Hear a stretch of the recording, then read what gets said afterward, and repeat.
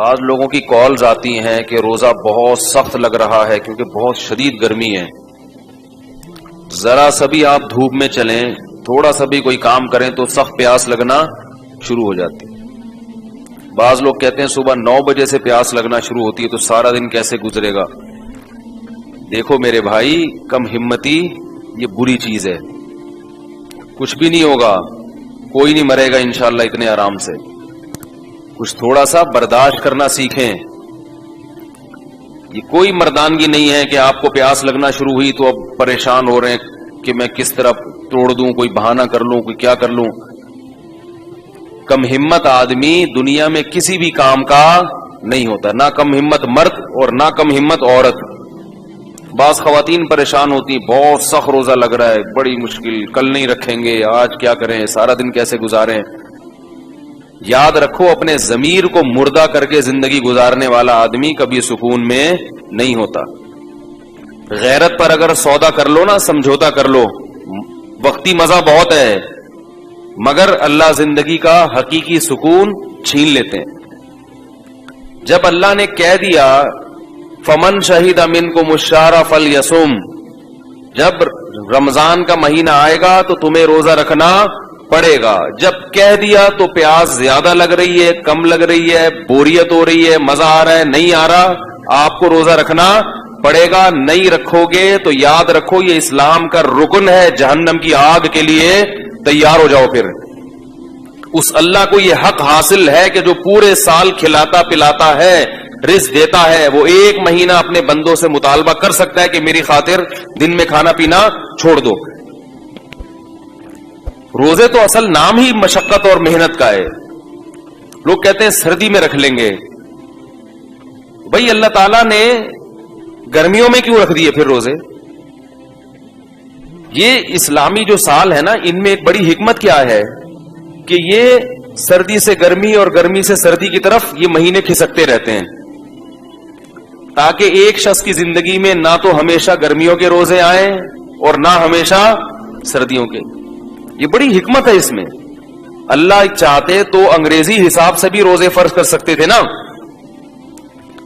بھائی اللہ میاں چاہتے تو کہتے جون کے روزے رکھا کرو, تو پاکستان والوں کا بیڑا غرق ہو جاتا, اور آسٹریلیا والے وہ بالکل اپوزٹ موسم ہوتا ہے جون میں, وہ پورے زندگی مزے میں رہتے, اور ہم پوری زندگی گرمیوں کے روزے رکھتے. اور جن ملکوں میں جون کے مہینے میں لمبے دن ہوتے ہیں ان کا بھی بیچاروں کا بیڑا غرق ہو جاتا, ساری زندگی ان کو 20-20 گھنٹے کے روزے رکھنے پڑتے.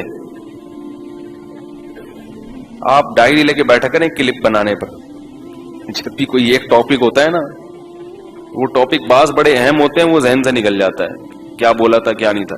تو یہ بعض موضوعات بڑے اہم ہوتے ہیں, اس پہ وہ بنتا ہی نہیں, اور لوگوں نے میرے بیانات سے الٹے سیدھے اوٹ پٹانگ چیزوں پہ کلپ بنا کے ڈالے ہوئے ہوتے ہیں.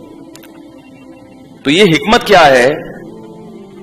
اب ناروے میں 19-20 گھنٹے کا روزہ چل رہا ہے, لیکن اتنے ٹف ہوتے.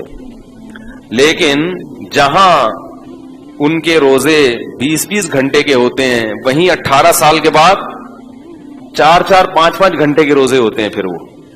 تو اللہ تعالیٰ اس طرح سے ان ملکوں میں رہنے والے لوگوں کو سہولت دیتے ہیں. میرے پاس وہاں سے بھی کالز آتی ہیں, ناروے سے, جرمنی سے, اوے اتنا لمبا روزہ کون رکھے گا, بہت ٹینشن ہے.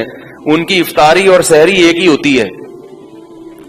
بھائی ادھر افطاری کھائی, مغرب پڑی, فوراً تھوڑی دیر میں عشاء کا وقت شروع, اور جلدی جلدی کھا رہے ہیں, اور تراویح پڑی اور بس وہی سحری ہو گئی. پھر اتنا لمبا روزہ آسان تھوڑی ہے 20-19 گھنٹے کے روزے رکھنا, لیکن رکھتے ہیں. اور آج سے نہیں رکھ رہے, مسلمان صدیوں سے ان ملکوں میں روزے رکھتے آ رہے ہیں. لیکن اللہ ان کو سہولت کیا دے دیتے ہیں کہ اسلامی مہینے کھسکتے ہیں. ٹھیک ہے نا, کھسک کھسک کے آہستہ آہستہ کہاں چلے جاتے ہیں. اب یہ گرمیوں کا روزہ ہے تو اللہ کے بندو یہ ہمیشہ نہیں رہے گا. ایک تو روزے ہمیشہ نہیں ہوتے. اللہ نے جہاں یہ کہہ دیا نا کہ تم پر روزے فرض ہیں, وہاں تسلی دے دی ایام معدودات, ساری زندگی کی ٹینشن نہیں ہے, چند گنے چنے دن ہیں, 29 یا 30, بس اس کے بعد پھر عید کے دن چھٹی. 11 महीने फिर खाओ तसल्ली से। तो अल्लाह खुद तसल्ली दे रहा है कि ये मुसीबत तुम्हारे ऊपर हमेशा के लिए नहीं डाल दी मैंने, जिसको तुम अजाब समझ रहे हो। मैं मानता हूं कि गर्मियों के रोजे बड़े टफ होते हैं, मैं तो खुद भुगत रहा हूं। मेरा जो शेड्यूल है रमजान में बहुत सख्त है।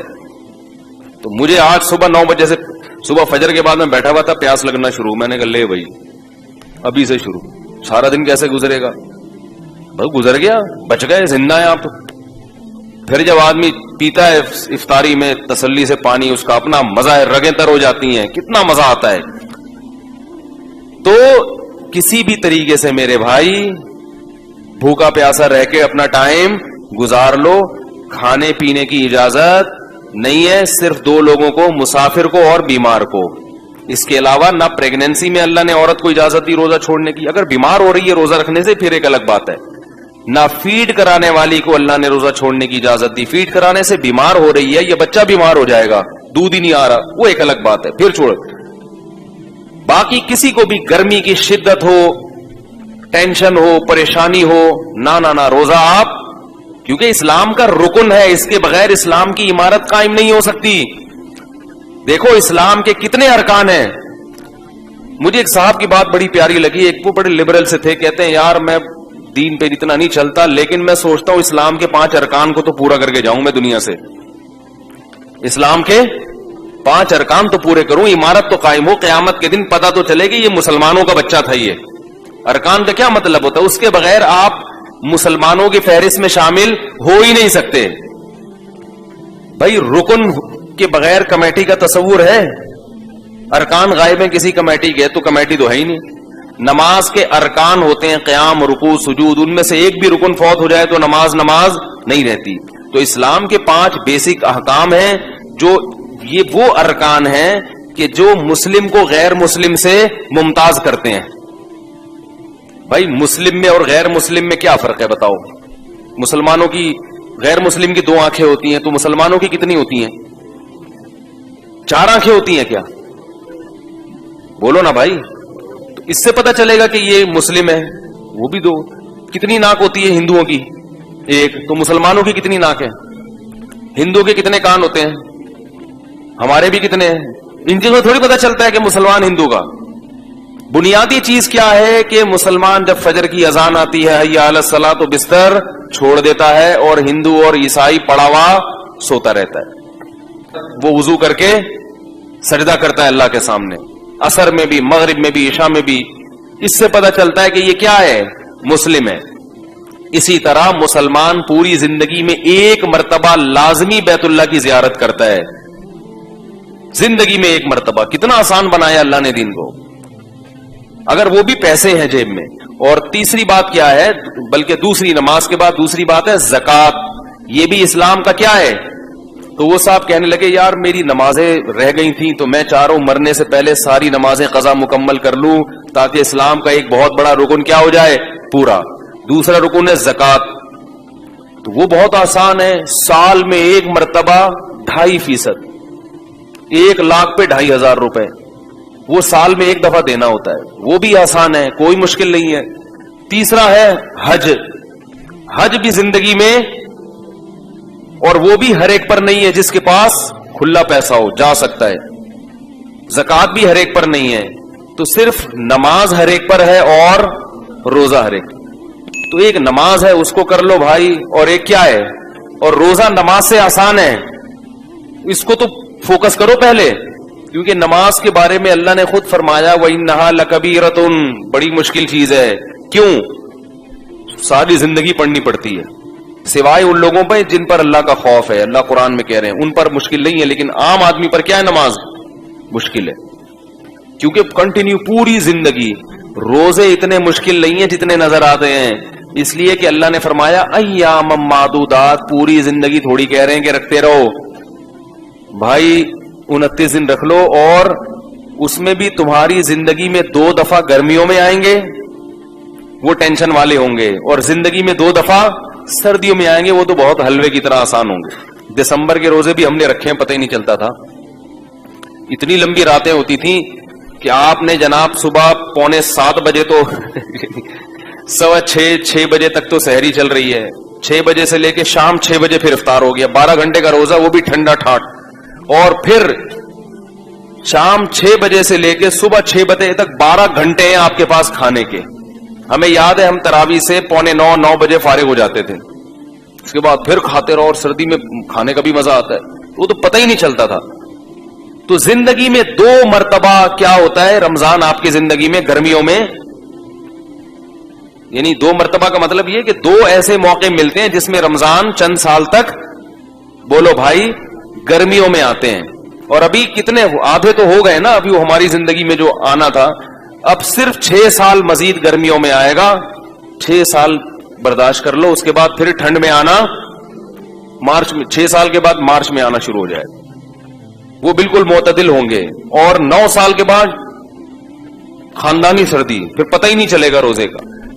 کتنا آسان اللہ نے رکھ دیا, ہمیشہ کے لیے جون جولائی کے نہیں رکھے. 36 سال کے بعد روزہ ریپیٹ ہو جاتا ہے, سمجھ رہے ہو, 36 سال کے بعد اسی موسم میں آتا ہے جس میں 36 سال پہلے آیا تھا. تو انسان کی زندگی میں 36 سال 2 دفعہ ہی آتے ہیں, وہ بھی بشرطے کہ ہم میں سے ہر شخص کے مقدر میں زندگی ہو, ورنہ کوئی پتہ نہیں آخری رمضان ہو کون بچے گا کون مرے گا. تو اس لیے ہمت کم ہمتی. مجھے بہت غصہ آتا ہے جب ہٹے کٹے لوگ کہہ رہے ہوتے ہیں یار برداشت نہیں ہو رہا میرے سے, برداشت نہیں, تھپڑ مارو جا کے کم وقت کو, کم ہمت ہو گئے ہیں بالکل ہی. کچھ نفس کے خلاف اور کچھ اپنی خواہشات کے خلاف کرنے کی قوت ہی ختم ہو گئی ہے. کیا کرو گے دنیا میں, سروائیو کیسے کرو گے؟ انسان کو دنیا میں کچھ بھی کرنے کے لیے نا اپنی خواہشات کو قربان کرنا پڑتا ہے. ساری خواہشات کسی کی بھی پوری نہیں ہوتی. اس لیے ہمت کر کے روزے رکھیں, دل لگے نہ لگے. میں بار بار کہتا ہوں کچھ بھی نہیں ہوتا, پڑ جاؤ آرام سے, کروٹیں لیتے رہو, ٹھنڈے پانی سے نہاتے رہو, بیٹھے رہو, مری چلے جاؤ. اگر اللہ نے پیسہ دیا ہے, کہاں جا کے, بہت سے لوگ پنجاب کے پیسے والے ہیں لیکن رمضان کے روزے نہیں چھوڑتے, تو وہ کہاں چلے جاتے ہیں, مری چلے جاتے. ٹھیک ہے, اللہ نے اگر پیسہ دیا, لیکن روزہ چھوڑنے کی میرے بھائی اجازت, نہ چھوڑنے کی نہ توڑنے کی, سستی نہیں کرنی ہے اس میں. رہا یہ مسئلہ کہ مزدور کیسے رکھے گا, یہ مسئلہ میں بار بار بتا چکا ہوں. تو ایک عالم مزرن, میں نے یہ 2-3 دن سے تھوڑے سے یہ کلپ دیکھے, یہ جو لائیو شو چلتا ہے نا ڈاکٹر عامر لیاقت صاحب کا, اس میں کچھ علماء بیٹھے ہوئے ہوتے ہیں آپس میں بحث. اس میں ایک عالم یہ کہہ رہے تھے کہ مزدور کے لیے جو ہے نا سخت مجبوری ہے تو روزہ چھوڑنا جائز ہے. اور ایک مولوی صاحب کہہ رہے تھے نہیں مزدور روزہ نہیں چھوڑ سکتا. تو دوسرے نے کہا کہ یہ جو مولوی صاحب کہہ رہے ہیں نا جو مزدور روزہ نہیں چھوڑ سکتا, یہ ایئر کنڈیشن روم میں بیٹھ کے کہہ رہے ہیں, یا ذرا اس مزدور کی جگہ جا کے کھڑے ہوں پھر یہ فتویٰ دیں. تو یاد رکھو, ایئر کنڈیشن روم میں بیٹھ کے بھی وہی بات کی جائے گی جو شریعت کی ہے, اور دھوپ میں بیٹھ کے بھی وہی بات کی جائے گی. جو کوئی مفتی ایئر کنڈیشن روم میں بھی بیٹھا ہو تو وہ یہ فتویٰ نہیں دے سکتا کہ مزدور روزہ چھوڑ سکتا ہے. مزدور کو روزہ چھوڑنے کی اجازت نہیں ہے, کیونکہ یہ اللہ کا قانون ہے, اور اللہ نے عرش پہ بیٹھ کے قانون بنایا ہے, اور محمد صلی اللہ علیہ وسلم کا یہ قانون ہے. مفتی چاہے اے سی میں بیٹھے, گدے پہ بیٹھے, ٹھیک ہے, وہ اپنی طرف سے مزدور کو رعایت, کیونکہ روزہ مزدور مفتی صاحب کے لیے نہیں رکھ رہا, کس کے لیے رکھ رہا ہے؟ تو لوگوں کے اوٹ پٹانگ کمنٹس ہوتے ہیں.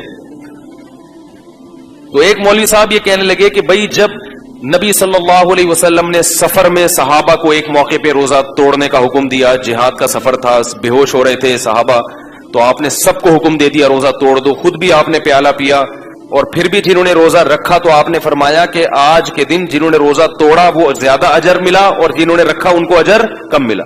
تو جب اس موقع پہ نبی نے اجازت دے دی تو اس کا مطلب ہے کہ اتنی ٹینشن اسلام میں, بولو بھائی, نہیں ہے. تو یہ وہ لوگ ہوتے ہیں جو قرآن و حدیث کی روح کو نہیں سمجھتے. اپنی طرف سے ایسے قیاس کرنا, قیاس کے بھی کچھ شرائط ہیں, اس اصول ہیں جو مدارس میں پڑھائے جاتے ہیں. نبی صلی اللہ علیہ وسلم نے روزہ توڑا ہے سفر میں, سفر میں تو روزہ ویسے بھی واجب, بولو بھائی, نہیں ہے. اور دوسرا سفر بھی جہاد کا تھا. اگر اس طرح سے معاملہ ہوتا اور صحابہ بے ہوش ہو کے گرنے لگتے, شکست کا اندیشہ تھا. جہاد ایسی چیز ہے جس میں اتنا اس قدر چھوٹ دی گئی ہے کہ اگر دشمن آپ کے مسلمان لوگوں کو قیدیوں کو ڈھال بنا لے تو فقہا کہتے ہیں کہ ان کو بھی قتل کرنا جائز ہے.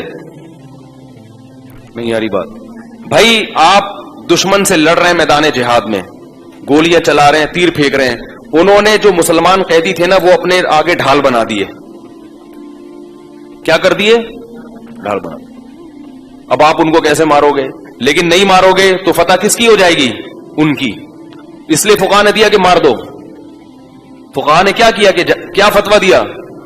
مار دو. نیت یہ کرو کہ میں اس دشمن کو مار رہا ہوں لیکن مجبوراً مسلمان ڈیلیٹ ہو رہا ہے تو رک تھوڑی سکتے ہیں، کیونکہ میدان جنگ میں اگر شکست ہو گئی پھر جو آپ کو وہ گاجر مولی کی طرح کاٹے گا اور آپ کی اس عورتوں کی عزتوں سے کھیلے گا، وہ نقصان بولو بھائی بہت بڑا ہے، بہت بڑا نقصان ہے. تو جہادی سفر کو عام سفر پہ بھی قیاس نہیں کیا جا سکتا، اور حالت حضر کو سفر پہ تو بالکل بھی قیاس نہیں کیا جا سکتا. تو اللہ تعالیٰ نے جو قرآن اور سنت کی روشنی میں جو صحیح بات ہے جو فقہا بیان کرتے ہیں، اس لیے میں کہتا ہوں قرآن و حدیث کو حقیقی معنوں میں فقہا نے سمجھا ہے. آپ کی اپنی رائے کا اعتبار، ہر آدمی قرآن و حدیث کا لیبل تو لگا رہا ہے، مگر ضروری نہیں کہ وہ عوام کے پاس علم نہیں ہے، وہ دو چار روایتوں اور دو چار واقعات کو دیکھ کے متاثر ہو جاتے ہیں کہ مزدور چاہے کتنی سخت ٹینشن میں ہو اس کو روزہ چھوڑنے کی اجازت بولو بھائی نہیں ہے. اب سوال پیدا ہوتا ہے وہ کرے گا کیا؟ کیونکہ مفتی صاحب تو ایئر کنڈیشن میں بیٹھ کے فتویٰ دے رہے ہیں، وہ اس مزدور کی جگہ جائیں تو وہ بھی یہی کہیں گے کہ چھوڑ دو. ناممکن ہے نا اس کے لیے تو رکھنا. اتنی گرمی میں جو کدال چلا رہا ہے وہ تو 1 گھنٹے میں بے ہوش ہو جائے گا. اس کا مسئلہ یہ ہے کہ پہلے تو وہ یہ کوشش کرے کہ دن کے وقت میں ایسا محنت مزدوری والا کام نہ کرے. وہ رات کو میں نے دیکھا ہے بہت سے پٹھان مزدوروں کو روزے نہیں چھوڑتے. پٹھان مزدور ایک بڑی پیاری بات ہے ان لوگوں میں، نہ نماز چھوڑیں گے نہ روزہ چھوڑیں گے. اس لیے میں تلاش کرتا ہوں پٹھان مزدور زکات دینے کے لیے رمضان میں تلاش کرتا ہوں، اور حرام خور جو روزہ خور مزدور ہوتے ہیں نا ان کو نہیں دیا کرو، کم بختوں کو. اور یاد رکھو رمضان میں یہ نہیں کہہ رہا صرف پٹھان ہی رکھتے ہیں، باقی سارے مسلمان نہیں، باقی بھی رکھتے ہیں، لیکن پٹھانوں میں دیکھا سب رکھتے ہیں، باقی بھی رکھتے ہیں، لیکن پٹھانوں میں 100% رکھتے ہیں، باقیوں میں 100% نہیں رکھتے.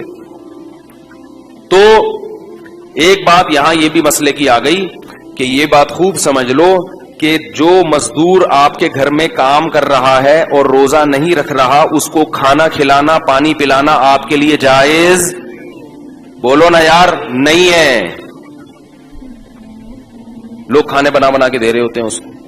یہ اللہ کی کھلی نافرمانی ہے، اسلام کا رکن ہے. آپ گناہ میں کسی کے ساتھ شرکت سے بولو روزہ رکھو، نہیں رکھنے تو جاؤ اپنے خرچے پہ جا کے کھاؤ. اگر بیمار ہے پھر ایک الگ بات ہے، بیمار ہے تو کھلا سکتے ہیں، وہ تو ویسے بھی کسی کو بھی کھلا سکتے ہیں. بیمار نہیں ہے اس کو بولو آپ کو روزہ رکھنے چھوڑنے کی اجازت نہیں تھی. لیکن لوگ کیا کر رہے ہوتے ہیں، ہمارا مزدور ہے کھلاؤ پلاؤ چائے بھی پلاؤ تاکہ دل جمی کے ساتھ کام کر سکے. بلکہ بعض فیکٹریوں میں تو نالائق لوگ چاہتے ہیں کہ مزدور روزہ نہ رکھیں. تو یہ سب اللہ کے غضب کو دعوت دینے والی باتیں ہیں. اس کائنات کا حقیقی خالق اللہ ہے. ہاں میں یس کر رہا تھا کہ مزدور کرے گا کیا؟ تو مزدور یہ کرے گا یا تو رات کے وقت، اور اگر یہ ممکن نہیں ہے تو چھٹیاں لے لے رمضان میں. یہ بھی ممکن نہیں ہے کہ چھٹیاں لے کے دہاڑی نہیں بنے گی، گھر میں کھانے کے لالے پڑ جائیں گے، تو پھر وہ روزہ رکھے گا. اور اگر ایسی کنڈیشن اس کی روزے کے دوران ہوتی ہے کہ بے ہوش ہونے لگتا ہے یا چکر آنے لگتے ہیں، بیمار ہونے لگتا ہے، تو پھر بیمار آدمی کو روزہ توڑنے کی بولو بھائی اجازت. اس لیے فقہا نے جو قرآن و سنت کو سمجھا ہے نا، یہ اپنی عقل نہیں استعمال کر رہے. یہ قرآن کہہ رہے روز آنا روزہ رکھے، روز آنا توڑ دے، گناہ نہیں ہے، چھوڑے گا تو گناہ ہوگا. اب لوگ کہتے ہیں کہ جب رکھ کے توڑنا ہی ہے تو رکھنے کی کیا ضرورت؟ تو پھر یہ آپ کی اپنی عقل ہے جو قرآن و سنت کے خلاف ہے. کیونکہ قرآن کیا کہہ رہا ہے کہ مریض اور مسافر چھوڑ سکتا ہے، اس کے علاوہ نہیں. رکھے گا، جب یہ کنڈیشن بن گئی تو توڑ دے گا. بلکہ وہ خود نہیں توڑ رہا تو آپ توڑوائیں اس سے زبردستی. نہیں آ رہی بات.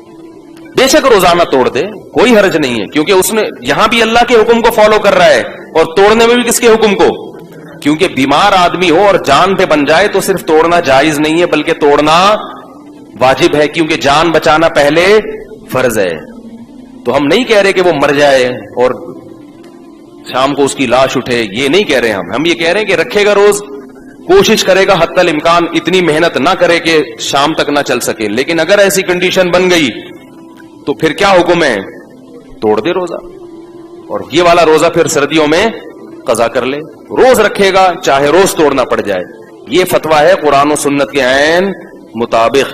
سمجھ رہے ہو کہ نہیں سمجھ رہے؟ چھوڑنے کی ذات نہیں ہے. ہاں اور یہ بھی یاد رکھو کہ بہت سے بیمار نا خام خامے فنٹر بننے کی کوشش بھی کرتے ہیں. ابھی ہمارے ایک دوست ہیں یہیں بیٹھے ہوئے تھے, ٹائیفائڈ ہوا ہوا ان کو.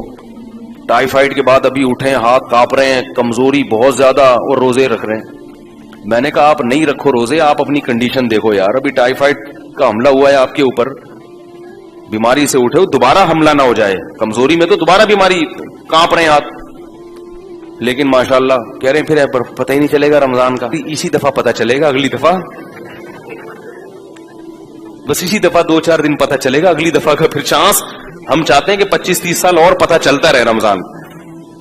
تو بیماری میں اگر بیماری بڑھنے کا اندیشہ ہے تو پھر روزہ چھوڑ دینا افضل ہے, کیونکہ اللہ کی گنجائشوں سے فائدہ اٹھاؤ. اللہ کے سامنے بھکاری بن کے رہے, اللہ تو نے مجھے ایک تحفہ دیا میں اسے لوں.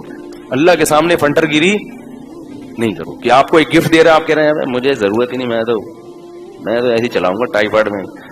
تو اگر ایسی کنڈیشن ہے تو پھر انسان اللہ کی رخصت سے فائدہ اٹھا. لیکن جہاں اللہ نے رخصت دی ہے, اللہ نے گرمی کی وجہ سے رخصت نہیں دی, مزدوری محنت کی وجہ سے رخصت نہیں دی ہے, وہ تو رکھنا پڑے گا. کتنی ٹینشن, روزہ تو نام ہی ٹینشن کا ہے نا.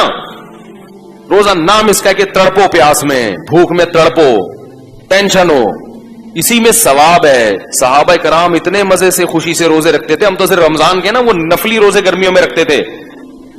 حضرت جابر رضی اللہ تعالیٰ عنہ غالباً جب ان کی موت کا وقت آیا رو رہے تھے. لوگوں نے پوچھا کہ آپ موت کے ڈر سے رو رہے ہیں؟ فرمایا نہیں, گرمیوں میں جو اللہ کے لیے روزے رکھتا تھا اور پیاس کی شدت سے جو زبان خشک ہوتی تھی, اس میں جو مزہ آتا تھا, وہ مزے اب ختم ہو رہے ہیں. کیونکہ جس کو عشق ہوتا ہے نا اللہ سے, اس کو تو محبوب کی یاد میں تڑپنے میں مزہ آتا ہے. متنبی نے کیا پیاری بات کی ہے, عدل العوادل حول قلب الطائہ. مجھے یاد دلانا ہے, روزے کے کفارہ بھی بیان کروں گا. یہ جو توڑ دیتے ہیں نا, ان کو سزا کیا ہے دنیا میں اس کی. عدل العوادل حول قلب الطائہ وهو الاحبۃ منہ فی سودائہ. شاعر کہتا ہے کہ ملامت کرنے والوں کی ملامت میرے دل کے ارد گرد گھومتی ہے, اور محبوب کی محبت میرے دل کے سیاہ نقطے میں ہے. تو جو مجھے محبوب کے بارے میں ملامت کرتا ہے, اس ملامت کا میرے دل پہ اثر ہی نہیں ہوتا, کیونکہ وہ دل کے اندر ملامت گھستی نہیں ہے. محبت دل کے اندر ہے اور ملامت دل کے باہر باہر گھومتی رہتی ہے. یا تو محبت دل کے باہر ہوتی تو ملامت جا کے اس کو ٹکر مار کے باہر نکال دیتی, گھس ہی نہیں دیتی. اب سوال یہ پیدا ہوتا ہے, اگلے شعر میں جواب دیتا ہے کہ سوال یہ پیدا ہوتا ہے کہ ملامت دل کے باہر کیوں گھومتی ہے, دل کے اندر کیوں نہیں گھستی؟ بھائی جیسے محبوب کی محبت دل کے اندر گھس گئی, تو یہ جو لوگ ملامت کر رہے ہیں مجھے محبوب کے بارے میں, یہ ملامت بھی دل میں گھس کے اس کو نکال دے. شاعروں کے کلام میں بڑی بلاغت ہوتی ہے. تو وہ جواب دیتا ہے, یشک الملام الی اللوائم حرہ ویصد حین یلمن عن برحائہ. کہتے ہیں وہ ملامت اصل میں گھسنے کی کوشش کرتی ہے, لیکن محبوب کی محبت سے دل گرم اتنا ہوتا ہے کہ اس کی گرمی کی وجہ سے وہ جلنے لگتی ہے, اور واپس جا کے جس نے ملامت کی ہے نا اس کو شکایت کرتی ہے کہ کدھر بھیج دیا تم نے جا کر مجھے. نہیں آ رہی بات سمجھ, جا کے کس کو شکایت کرتی ہے؟ جس نے ملامت, جو ملامت کرنے والے ہیں نا, وہ تو کہہ رہے ہیں ملامت کرنے والیاں, لیکن میں والے بنا رہا ہوں اس کو فی الحال, کیونکہ آپ پھر ادھر ادھر دماغ آپ کا جائے گا. وہ تو کہہ رہے ہیں ملامت کرنے والیاں, کیونکہ عورتوں کی ملامت کا اثر زیادہ ہوتا ہے انسان کے اوپر. کہتے ہیں جو ملامت کرنے والیاں ہیں نا, ان کو جا کے بتاتی ہے ملامت کہ بھائی بھیجا تم نے غلط جگہ پر ہے, اس کا دل بہت زیادہ گرم ہے. تو اللہ کی محبت کا عشق اگر دل میں پیدا ہو جائے, محبت پیدا ہو جائے, تو انسان پھر لوگوں کی ملامت اور اپنے نفس کی ملامت, ان چیزوں سے, لوگ تو کہیں گے کیا سوکھے جا رہے ہو روزے رکھ کے, کیا ہو گیا. جو لبرل لوگ ہیں نا, ان کو یہ مسلمانوں کی یہ بہت بڑی حماقت لگتی ہے, بھوکا پیاسا رہنا. یہ جو ہے سارا دن بھوکے پیاسے رہتے ہیں, یہ جو لبرل لوگ ہیں نا, یہ ہنستے ہیں مسلمانوں پہ. یہ بے وقوف لوگ ہیں, سارا دن بھوکے پڑے ہوئے ہیں, کوئی کام ہی نہیں ہو رہا. انگریز کہاں جا رہا ہے, ترقی کر کے چاند پہ پہنچ گیا, اور یہ صبح 4 بجے کے کھا رہے ہیں, سارا دن بھوکے. نہ دفتروں میں صحیح طرح سے کام ہوتا ہے. حقیقت ہے روزے میں کام نہیں ہوتا, یعنی عام طور پر بیٹھے ہوئے ہیں سوکھے سوکھے, نہ گٹکا منہ میں نہیں ہوتا. کوئی آئے نا مسئلہ پوچھنے کے لیے, وہ آدمی کو غصہ آنا شروع ہو جاتا ہے. ہر چیز میں پکوڑے نظر آ رہے ہوتے ہیں اس کو, ہر چیز میں جناب اس کو شربت نظر آ رہا ہوتا ہے. اور کیسے, میں تو آج کل ٹف روزے چل رہے ہیں, گھر والوں کو بولا ہوا ہے کہ پہلے 5 منٹ پہلے پورا دسترخوان سج جانا چاہیے، ہر چیز ہو. انتظار کی، ادھر اذان ہوئی اور پتہ چلا پانی فریج سے نکال کے لایا جا رہا ہے، یہ برداشت نہیں ہے بھائی. سب رکھا ہوا ہو، سب رکھا ہوا. بل ایسی ٹینشن چل رہی ہے آج کل، کیونکہ کام بولنا بہت پڑ رہا ہے نا مجھے. رمضان دن کے وقت بھی میرے وہ ہوتے ہیں ریکارڈنگ وغیرہ. تو میں یہ عرض کر رہا تھا کہ بھائی اللہ کی محبت ہے تو برداشت کرنا پڑے گا. تو یہ جو لبرل لوگ ہیں نا جو اسلام کا مذاق اڑاتے ہیں مسلمانوں کا، یہ بیوقوف، یہ بالکل ایسے ہی ہے کہ نوح علیہ السلام جب کشتی بنا رہے تھے نا تو قوم مذاق اڑا رہی تھی. نوح علیہ السلام نے کہا ابھی تم اڑا لو، کل ہم تمہارا مذاق اڑائیں گے. جس خدا نے پیدا کیا، جس رب نے بنایا، اس کا حکم ہے کہ چھوڑ دو کھانا پینا، اس کا حکم ہے. اور اجازت دی غروب آفتاب کے بعد کھاؤ، تو ہم اس کے حکم میں کر رہے ہیں. کوئی اور ہمیں کہتا تو ہم اتنے بیوقوف، کسی کے کہنے پہ تو ہم چائے اور گٹکے نہیں چھوڑتے. کھانا کہاں سے چھوڑ دیں گے؟ آپ کا باس آپ کو کہے کہ دوپہر کا لنچ چھوڑ دو گے؟ بولے گے جاب چھوڑ دوں گا میں لنچ.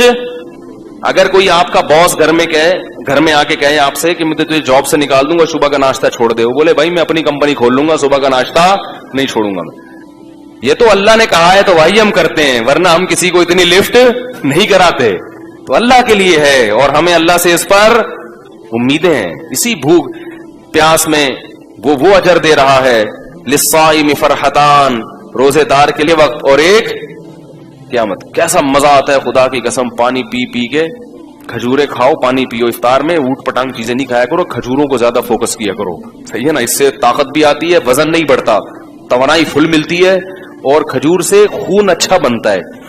جب کمزور ہو گئے نا خون تو بنے گا. اب وہ چاہے الٹی سیدھی چیزیں کھا کے سڑا ہوا خون پیدا کر لو، خون کی کمی ہو جاتی ہے نا. اور چاہے تو نفیس چیزیں کھا کے. اچھا یہ آپ کے پاس رمضان میں آپ کو یہ آپشن ملتا ہے. میں اس لیے بار بار کہتا ہوں کہ رمضان میں اپنی خوراک کا شیڈول ہمیشہ کے لیے چینج کر دو، عادت بنا لو. اچھی چیزیں کھائیں گے، گندی چیزیں کہیں، یہ تیل ویل چکنے چپڑے، پکوڑا بھی کچھ تھوڑا سا تیل میں ہو اور اچھے والے تیل میں. یہ جو بازار کے پکوڑے ہیں نا، یہ اس تیل کو تلچھٹ بنا کے جلا کے 50 لوگوں کو کے پکوڑے اس میں تلے ہوتے ہیں، وہ ڈیزل بن چکا ہوتا ہے. وہ یہ جو بازار میں پکوڑے ہو رہے ہیں، تو اگر کوئی اچھا ہے جاننے والا تو پھر تو ٹھیک ہے. تو یہ جو ایسی چیزیں ہیں نا، ان سے کیا کر لو تو آپ دیکھو 1 مہینے کے بعد آپ کے ایسا خون نتھر جائے گا، آپ کی آنکھوں میں بینائی تیز ہو جائے گی، آپ کے دماغ فریش ہو جائے گا. تو یہ رمضان میں اللہ نے ہمیں بہت اچھا موقع دیا ہے اپنی خوراک کے شیڈول کو چینج کرنے کا. اچھی خاندانی چیزیں کھانا شروع کر دو، زیتون، انجیر، شہد، اور کیا ہے یہ جو ہے آپ کا، اور کھجور، دلیا، جو، یہ چیزیں کھانا شروع کر دو. سمجھ رہے ہو؟ اپنے خرچے پہ. اچھا تو جلدی سے میں اس طرف آ جاؤں. تو رمضان کا روزہ اگر کسی نے جان بوجھ کر توڑ دیا اور یہ کہتے ہوئے کہ مجھ سے پیاس برداشت نہیں، بیماری نہیں ہے، نہ مرنے کا اندیشہ ہے، وہ تو الگ بات ہے. ویسے یار میں اس سے کوئی کام ہی نہیں ہو رہا، میرے برداشت نہیں ہو رہا، بار بار کولر کی طرف دل چاہ رہا ہے، اور ایک قطرہ بھی حلق میں اتار لیا تو روزہ بھی ٹوٹ گیا. اور سزا کیا ہے؟ 60 روزے لگاتار. نہیں آ رہی میرا خیال ہے بات سمجھ. روزہ توڑنے کا کفارہ کیا ہے؟ رمضان کا روزہ 60 روزے جان کر اگر توڑا ہو کسی نے، 60 روزے، یہ والا روزہ بھی قضا کرنا پڑے گا. اور وہ جو 60 روزے رکھنے ہیں ان میں اگر 59 روزوں کے بعد آپ کی طبیعت خراب ہو گئی اور 60واں نہیں رکھ سکے تو پھر پہلے دن سے دوبارہ، یعنی اس میں بیماری کی بھی کبھی عذر قابل قبول نہیں ہے. کیونکہ یہ کس کا روزہ ہے؟ رمضان کا. یہ مذاق نہیں ہے، یہ اللہ کا بہت بڑا حکم ہے. اسی طرح یاد رکھو ایک اور مسئلہ ہے، مسافر کے لیے روزہ چھوڑنا جائز ہے لیکن افضل نہیں ہے.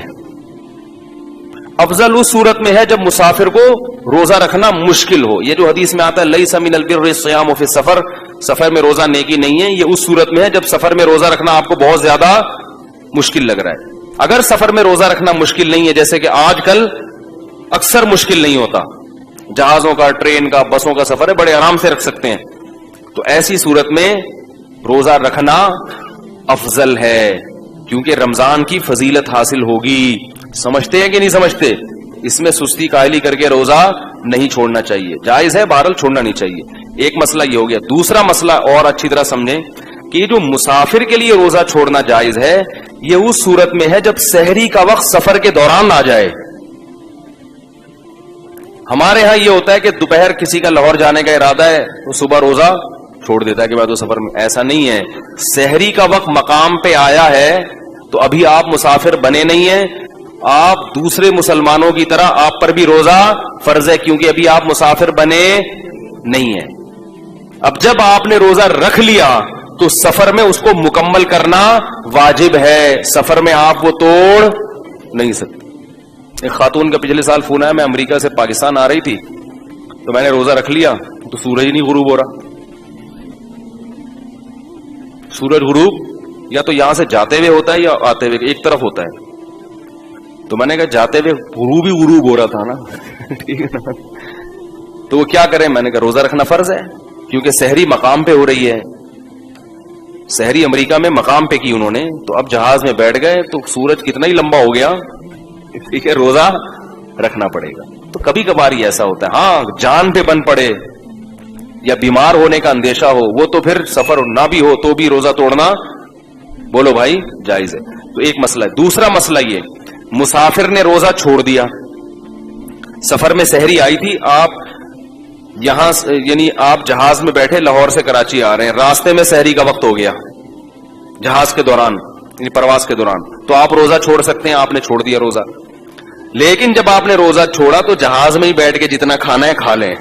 جب ایئرپورٹ پہ آپ اترے اور کراچی میں مقیم بن گئے تو جیسے ہی اپنے علاقے میں داخل ہو گئے یعنی شہر میں داخل ہوئے تو اس وقت کھانا پینا آپ کے لیے جائز نہیں ہے، بند، کیونکہ اب آپ مسافر نہیں رہے۔ اگرچہ روزہ نہیں ہے لیکن روزے داروں کی طرح آپ کو رہنا پڑے گا، کیونکہ آپ نہ مسافر رہے نہ مریض رہے۔